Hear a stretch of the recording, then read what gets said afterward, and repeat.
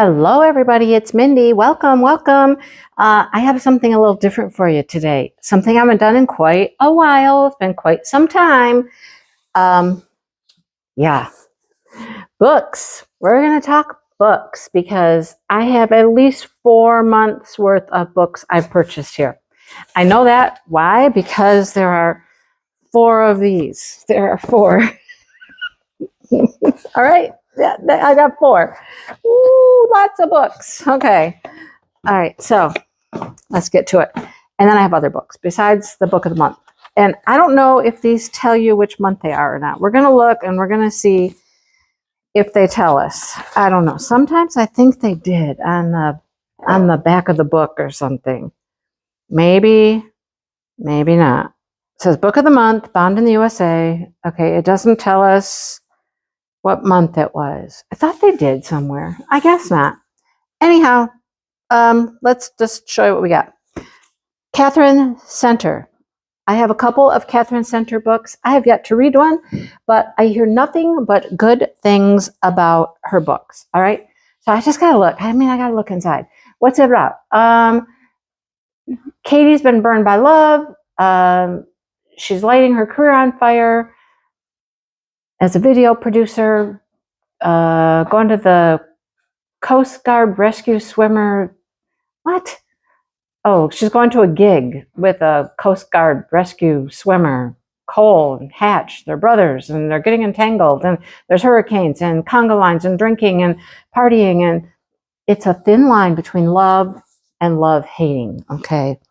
The love haters, they hate love, I guess. I don't know. So I got that one, and I also got this one.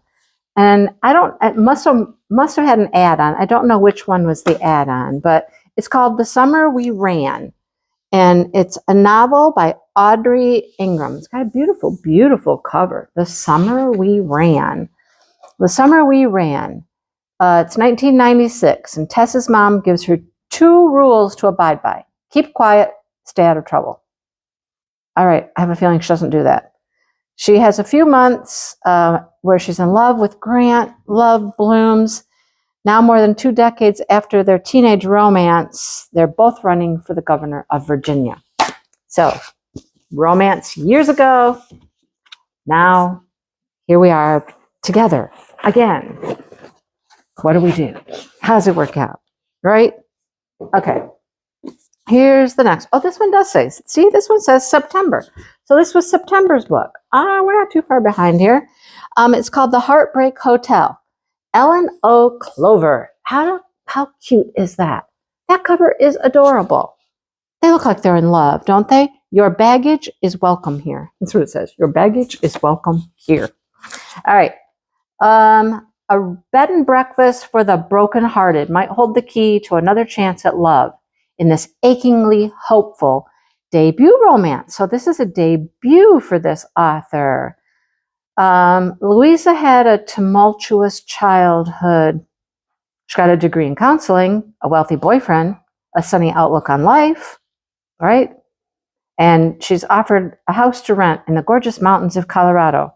Her plan: ask her reclusive landlord, let her stay for free in exchange for renting out the house's many rooms as a bed and breakfast, okay? So they start this bed and breakfast up. And as the doors open to its weary, hopeful guests, Lou and Henry find themselves dancing around both their undeniable connection and the closely held secrets that threaten to topple their fragile start. Da-da-da. It's super cute. Oh my gosh, that one looks like so much fun to read. Okay, I don't know why these others, I know why. Okay. This one was the June book of the month. This was the add-on. That's why it doesn't have a month. So this was June, way back from June. We got June and September there. And I don't get a book every month. If I don't like the topics, I don't get it, right? I mean, there's usually a romance, but there isn't always. Okay, so this is October's. This is the most current one. October, right there. It's called Never Over. Claire Gilmore. Again, cute cover. I love the covers of these books. My guess is it's going to be about singing. I kind of remember this one. I kind of remember the little synopsis of this one. Paige is one contract away from earning a living doing her favorite thing in the world, writing songs. But when a music industry professional suggests she might be holding back her lyrics, she doubts if her music will ever be heard. I know what she does. She contacts her ex-boyfriend, and she wants him to date her and break her heart again so that she has stuff to write about. That's the premise of this book. I remember that one. Yes, interesting story. Date me, break my heart, so I can write a song about it. Right? Okay. These all sound pretty good, I'm telling you. All right. And this one is from July's.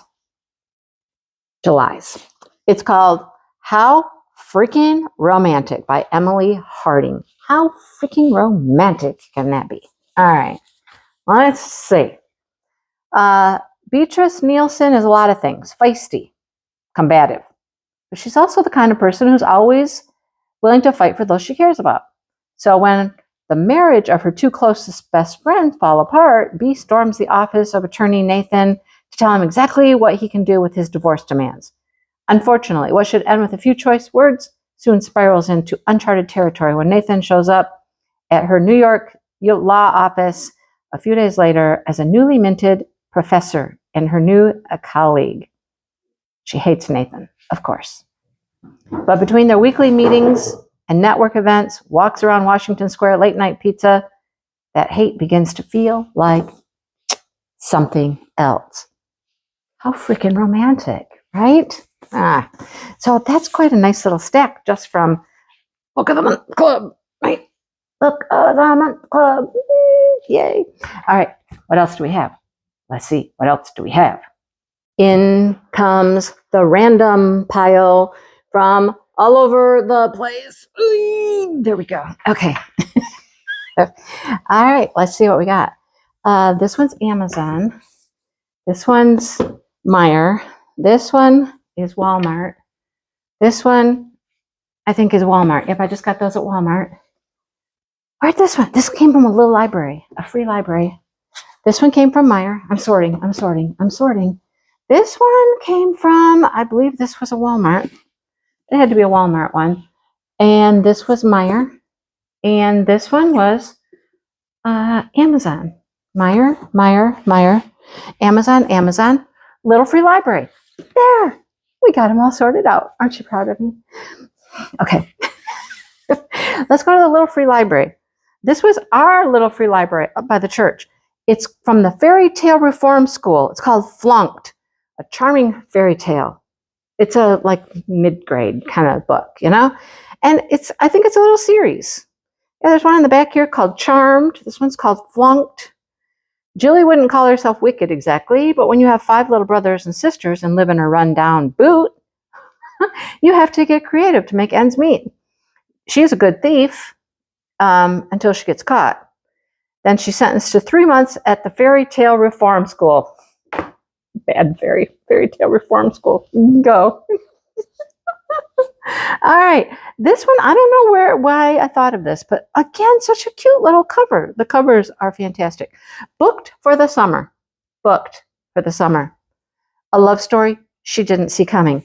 This hit my radar, and I was like, okay, I have to throw this in my cart and give it a go. A dazzling summer romance about a woman who takes a job at a bookstore in Nantucket. Oh, I love a story in Nantucket. You ever been to Nantucket? I've never been. It's one of those places I want to go. Take me with you. If you go, take me with you. She gets involved with a man who turns out to be her boss, a billionaire bent on knocking the store down. I think that's all we need to say. All right, next thing from Amazon. I had to get this book because everybody talks about this book, and it's time I read this series. Hang on. I'm trying to turn you a little, I can't make you move. Anyhow, it's called Mile High. Mile High. It's about a soccer team. I think they're a soccer team. Let's see. Hockey. No, it's hockey. They're hockey players. And there's a flight attendant and a private plane and all kinds of stuff. And, so it follows a bunch of players and their relationships. I mean, this is the first book. And I hear nothing but good things about all of these books. I think there's 4 or 5 in the series. And it's about time. It's been on my list for a long time, and I had to try it. So we got it. We're ready to try it. Okay, the Walmart bargain bin. Our Walmart book selection is really bad lately. I mean, they had a nice big section. They went, whoop, and we don't have anything anymore. Anyhow, I picked up a couple things. Jennifer Weiner, The Summer Place, The Undisputed Boss of the Beach Read. Okay, that's what this is about. A heartfelt, unput-downable novel of family, secrets, and the ties that bind. Yes, so there's secrets, and there's a get-together, and they find out things. Hair in my mouth. And so they have to figure all that out, I guess. So there's that one. Okay. Kristen Lauren. I didn't know for the longest time that that's two people, Kristen and Lauren, and they write together. This is the True Love Experiment. The True Love Experiment. Sparks fly when a romance novelist and a documentary filmmaker join forces to craft the perfect Hollywood love story. But only if they can keep the chemistry between them from taking the whole thing off script. So they're filming about a love story, but they're not supposed to be falling in love. What they do is they're doing this documentary film and they're falling in love, and it's making things complicated. See, these are all $6.97. That's how I know they're all from Walmart. $6.97 for a hardcover book.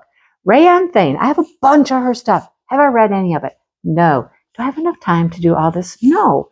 It's called The Cafe at the Beach End. Again, look how cute. Covers are just so cute. I love the covers. All right. Let's see. Meredith Collins was a child in a little beach town of Cape Sanctuary, spending summers with Grandma. She felt safe and loved. Now she's returning in disgrace. Her ex-husband swindled investors out of millions, and she's going back home. And you know she's going to find Liam. I saw his name in there. Liam. He's going to be somebody, a blast from the past. And, you know, she's going to, you know, meet him again and, you know. Anyhow. Okay. I don't know why I got this book. I do know. Because I love Lucy Score. First of all, I love Lucy Score. This is called The Last Second Chance. I'm all about second chances. I am a second chance romance. My life is. I love it. I love that premise. And that is what this is about. Okay? There are two things Joey Greer is great at. Raising horses and holding grudges. 8 years ago, her high school sweetheart abandoned her, skipped out on his family, fled to Hollywood, and she vowed never to forgive or forget. You know that's not going to stay that way, right? Because, you know, he's coming back. He's coming back. He never told her the truth about why he left, of course. Never. Yeah, but, you know, they're gonna figure it out. And this one, I had to get this one. I saw this at Meyer. They have this little section in the middle. It's a little roundy round, and that's where all the new like good stuff is always. Had to get this because it's part of this series by Paisley Hope called Riding the High, a Silver Pines novel. I admire booktubers who can remember, like, oh yeah, that's from the Silver Pines novel. Yeah, okay, that's not me. My memory's bad. In a steamy third novel in the Silver Pines Ranch series, a newly appointed sheriff and congressman's daughter must keep their impulsive Vegas nuptials hidden to protect their reputations. But what happens in Vegas rarely remains a secret. What happens in Vegas stays in Vegas? No, it doesn't. I wonder why they got married there and why it's such a secret. I don't know. Because of the sheriff and daughter, congressman daughter, I don't know. Conflict of interest? I don't know. And then we were grocery shopping just the other day. And that's what prompted me to finally do this video, because I'm like, okay, it's out. I was surprised. I was like, it's here. It's here. The Nicholas Sparks book. Nicholas Sparks' latest book. And everybody's really surprised that he co-authored this with M. Night, I don't know how to say this, Shyamalan. The book is called Remain. And it says right here, it is a supernatural love story. So I don't think it's going to be like a creepy book. It's not going to be like scary, thriller, weird stuff. I think it's just got some supernatural elements. A haunting love story from the minds of two brilliant storytellers. Okay, so there's a New York architect who arrives in Cape Cod to design his best friend's summer house. That was a cat. He's hoping to make a fresh start. He came from a psychiatric facility, right? He had acute depression, wrestling with the pain of his beloved sister. What else? What takes up residence in a historic former bed and breakfast on the Cape? He encounters a beautiful young woman named Wren, who will challenge every assumption he has about his logical and controlled world. So I think it's going to be interesting. It's still like a love story, I think. I mean, it is. It's a supernatural love story. So I think this might be the next book I have to read. I think this is the next one I pick up. But this has to go in and go with the series, and I got to organize now. I have got books to organize. How many books was that? Did you count? It wasn't a ton. For like 4 months, okay, we had way back in July. Okay, there was like, what, 5 in there? 6, 7, 8, 9, 10, 11, 12, 13, 14, less than 15 books in like 4 months. That's not bad. Not bad. Now, have I read that many in 4 months? No. But I have been reading. I have been reading. Yep. So Nicholas Sparks comes first. He comes next. Yep. I'll let you know how it goes. I'll let you know what I think. I have not talked about books I've read in a while, other than the book that we're doing for book club. I should do that more often. I should do that more often because, I mean, I'm reading books. I'm reading right now about a 9-month contract on, Lady A over there reads to me about a surrogate mother having a baby for this ranch dude. And that's interesting. And I mean, I'm reading good stuff. I should talk about it more often. I'll have to remember to do that. I'm going to go now and see what this cat wants because he keeps coming over here and like batting at my leg. I'm like, hey, watch the claws, dude. Watch the claws. All right. I'm going to let you go and I'm going to go take care of these things somewhere in the pile.